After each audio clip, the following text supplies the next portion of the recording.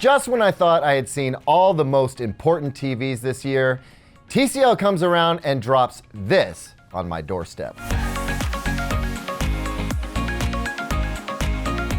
Welcome back, everyone. I'm Caleb Dennison, and today I'm reviewing the TCL R648 series TV. Now, if you follow TVs even a little bit, or perhaps have done some research lately, you may know that TCL 6 series TVs have been something of a darling among the TV enthusiast crowd because they came seemingly out of nowhere and smacked us upside the head with really outstanding picture performance for unprecedentedly low prices.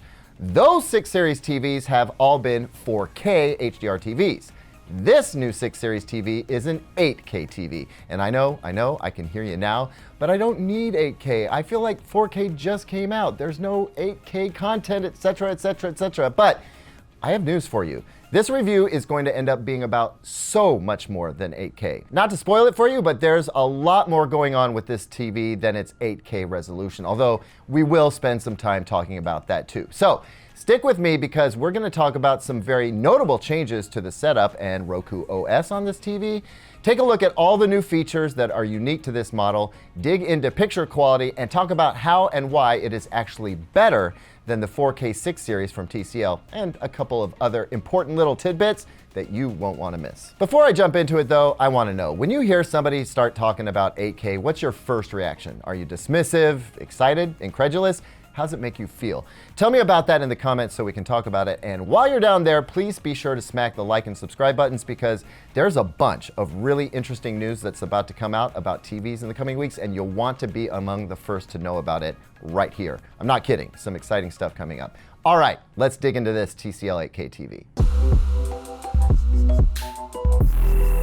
So let's start from the outside of the TV. Granted, sometimes beauty is only skin deep, but if we're going to talk about how this TV is a step up from the R635 4K 6 series, and we are, then there are a few things that are very obvious as soon as you get this TV out of the box. Number one for me is the new stand. It's a centralized stand that makes either the 65-inch or 75-inch version, which is what we have here, much easier to put on a variety of media stand sizes. I know we tend to go through phases on this type of thing, but after reviewing a bunch of giant TVs with really wide legs, I'm happy to see the design making a return. It's just more user-friendly. Also, this new remote is a big step up in my opinion. It's still a Roku remote with the voice control button here, and you get volume and mute buttons on the side, but it's got a much more premium look and feel to it, and I was very glad to see this in the box. Now, there's also this new Roku Voice Remote Pro that you could pick up separately. This will actually work with a wide variety of Roku devices as well as Roku TVs, and the big advantage for me here is that it has a rechargeable battery in it that lasts for months of normal use without needing a charge. Or if you use the headphone jack for private listening, that rechargeable battery is going to save you money since remote listening can really kill those AA's in a hurry. So while I like the look of the new aluminum remote that comes in the box, I really dig the functionality of the rechargeable Voice Remote Pro, which you can buy just about anywhere Roku stuff is sold. Next up is the speaker system, which got a huge upgrade. You can see a subwoofer right on the back of the TV, that's obvious, but if you look at the bottom of the TV, you'll see the R648 has independent tweeters and mid-range drivers. That's a three-way speaker design that you just don't see very often in TVs, and I'm looking forward to telling you just how it sounds in a moment. Before I get to that sound quality though, I have to talk about Roku OS and how it is implemented in this TV. One of the most satisfying parts of my job is pointing out a weakness and then seeing that issue addressed in the very next iteration of a TV product, and that has happened right here. I spent some time on prior TCL TV reviews complaining that getting the picture settings right for every input and every app, for SDR, HDR, and Dolby Vision, it was a major hassle and a pain point for anyone who wants the best picture quality they can get. That, I am thrilled to announce, is no longer an issue here. In fact, the TV setup process from start to finish was not only noticeably faster, but it was also extremely easy. I made a couple of key picture settings adjustments in one app, and those preferences were basically applied to other apps for both SDR and HDR automatically. Not only that, but my preferences were also inferred and copied over to the HDMI inputs, so I didn't have to do nearly as much work there either. Overall, it was one of the easiest TV setups I've performed in years, and I just can't tell you how refreshing that was. If you want to see that for yourself, be sure to check out my unboxing video. Moving right along, let's talk about that sound quality I mentioned earlier. This TV sounds very, very good. Now, I wouldn't quite put it on the same level as some of the Sony OLED TVs I've tested recently, but that subwoofer is expertly blended with the mid-range and tweeter drivers that fire down from the TV for a big, robust, yet even sound signature. Dialogue clarity is superb on this TV as well, which I think is one of the most important aspects anyway. And music videos, they sounded surprisingly good as well. Overall, you can get away without a soundbar, no problem with this TV, although a dedicated soundbar is rarely ever a bad idea. My only complaint about the sound is that the very top end of the treble is a little too aggressive and a bit harsh. It's as if the designers were trying to compensate too much for the fact that the drivers were firing down from the TV, and it's just not necessary. But honestly, I'm being pretty persnickety here. The TV sounds fantastic compared to most others on the market.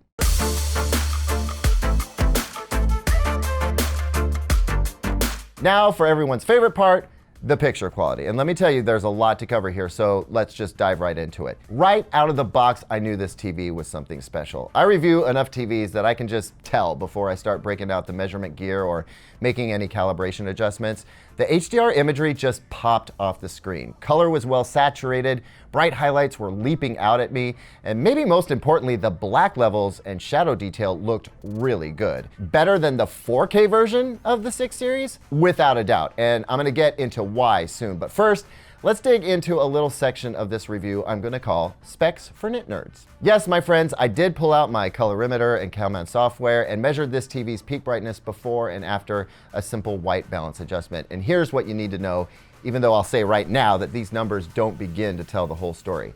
In the movie picture preset, I measured peak brightness from a 10% window with the normal, bright, and brighter modes. Here's what I got. In normal, I got 256 nits in SDR and 910 nits in HDR. That's great for a dark or dim room. In bright mode, I got 346 nits in SDR and 1,226 in HDR. In the brighter mode, the TV was pulling off 460 nits for SDR and 1,563 nits for HDR, which, believe me, was more than enough in this room with a fair amount of sunlight beaming in. These are very respectable numbers across the board and a lot of versatility depending on where you need to put the TV. And for those that care about backlight zone count, you're getting 240 zones in the 75-inch model and 160 zones in the 65-inch model. So right there you can see that this TV is outperforming the 4K R635, but there's more, which I'll get to in a moment. Outside of brightness settings, I checked the out-of-box white balance in the movie mode, and it was a bit hot in the red, less so in the blue, and green came in a little weak. Still, we're talking about pretty tight tolerances here. The TV was by no means way out of whack, so the color accuracy I measured was pretty good. Now, using the Roku app, a professional can do an 11-point white balance adjustment, and you can get errors well below the visible threshold, so the TV can be adjusted to a high level of accuracy if you wanted to. However, I'm not sure how many folks are going to pay for a TV calibration on this set, so I think what's more important is that the out-of-box performance is very good. Just know it can be a little bit better if you want to pay a bit more to get it adjusted. Now, I've mentioned that this TV is outperforming the already solid 4K R635 a couple of times, and we pointed to the peak brightness being one of those indicators. But I also noticed that the backlight control on this TV is definitely superior. It appears to have gotten a bit of a tune-up since the R635 was released, and frankly, an 8K panel does beg for some specific backlight control, so that's not a huge surprise. What does surprise me is just how effective that tuning seems to be. I'm far more impressed with how this TV obscures blooming and halo artifacts than I was with the R635. Black levels are just more solid across the board, so when you pair that with higher peak brightness, you get an image with more depth and pop, and the color volume is clearly superior as well. You can get brighter colors that don't desaturate at those higher brightnesses, which is also a highly visible aspect of TV picture quality. As for motion, it's pretty solid without any motion smoothing or black frame insertion in play. I will say that for ultra fast moving sports and video games, that there is a little bit of blur, but that's typical because of the way our eyes work. And the only way to make it more clear is black frame insertion. And unfortunately, that feature introduces dimming and flicker that I don't like, so I'll take the blur instead. There's very little stutter with this TV and minimal judder, almost none with 24 frame per second movies, so I think the motion is where it should be on a TV of this price. Then there's the matter of upscaling. Clearly, with an 8K panel and over 33 million pixels to fill, and cable satellite content coming in at 720p or maybe 1080p if you're lucky, it's important that the TV be able to do a good job of upscaling, and I'm pleased to say that the R648 does a solid job. It's not a miracle worker. If you watch old school 4x3 content from the 70s through the 90s, it's gonna look bad.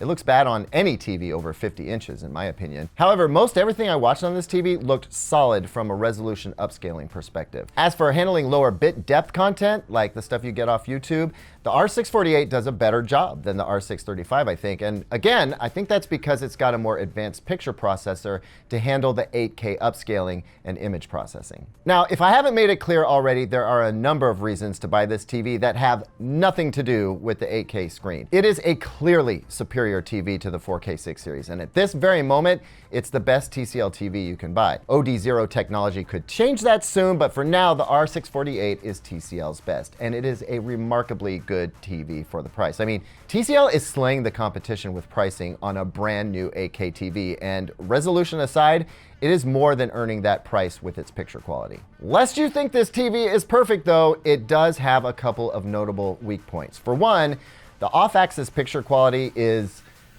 well, it's very poor. When you move well off to the side, you lose a lot of contrast and color saturation, and the backlight becomes more obvious. Now, this is true of all VA-type LCD panels, but it is especially poor here. Also, and I know this comes down to the panel lottery, but our review sample has a bit of dirty screen effect as well. You can see on these grayscale slides that there's a vertical stripe down the middle and some random splotches all across the entire screen. Again, we see this all the time with LCD panels, but the good news here is that the dirtiness is very light compared to other TVs we see, so it's not likely to be seen most of the time. However, if you have huge sections of light colors painted across the screen, I'm thinking like hockey or Olympic ice skating events, that sort of thing, it is something you could notice. And again, it depends on the screen that you get.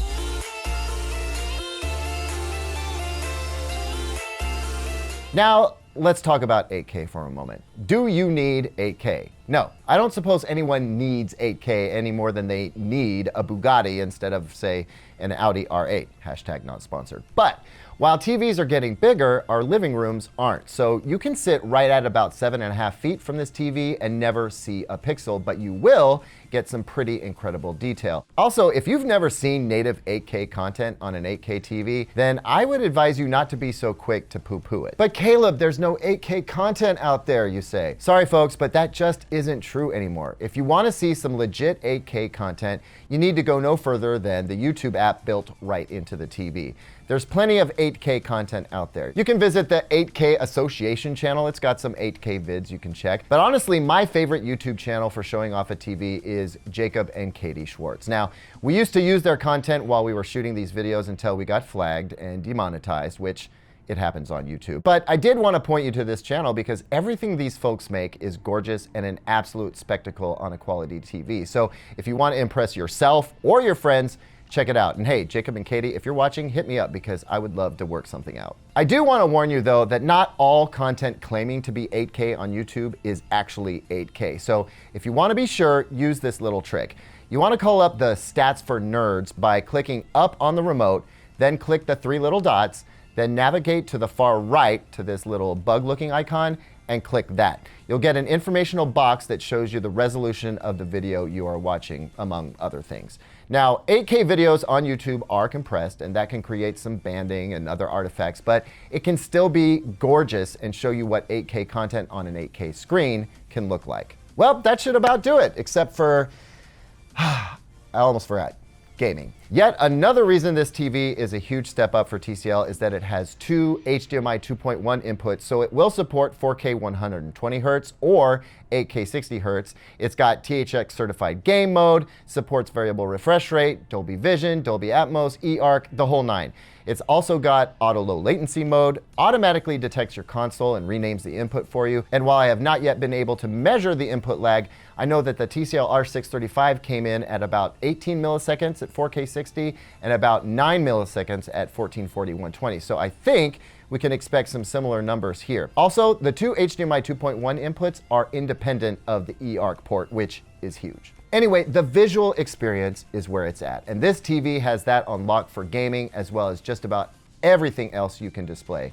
In short, I'm a big fan of this TV, and so far I'm having a tough time finding anything that would prevent me from giving it a wholehearted recommendation. Even if you weren't thinking about getting an 8K TV, give the TCL R648 a serious look, because 8K or no 8K, it's a stellar television.